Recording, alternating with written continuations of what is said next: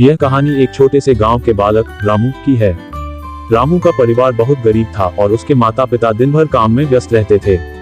वे रामू से बहुत प्यार करते थे, लेकिन समय की कमी के कारण वे उसे ज्यादा समय नहीं दे पाते थे। रामू अक्सर अकेला महसूस करता और गांव के आसपास के खेतों में घूमने निकल जाता।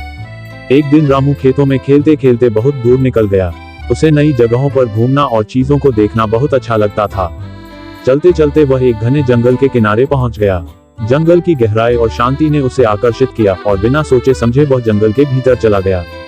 जंगल में तरह तरह के पेड़, पक्षी और जानवर थे, जिन्हें देखकर रामू चकित हो गया।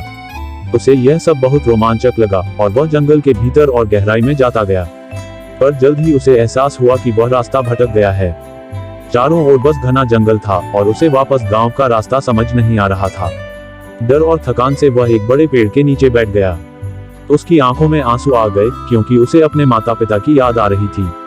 वह सोचने लगा कि अगर वह कभी घर नहीं लौट पाया तो क्या होगा।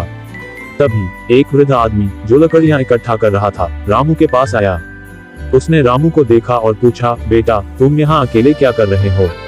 रामू ने रोते हुए सारी बात बताई कि वह खेलते खेलते यहाँ तक पहुँच गया और अब घर का रास्ता नहीं पता। वृद्ध आदमी ने रामू को सांत्वना दी और कहा, डरो मत, मैं तुम्हें तुम्हारे घर तक पहुँचाऊंगा। वृद्ध ने रामू का हाथ पकड़ा और धीरे धीरे उसे जंगल से बाहर निकाला। रास्ते में वह रामू से बातें करता रहा और उसे समझाया कि कभी भी दूर और अनजान जगहों पर अकेले नहीं जाना चाहिए।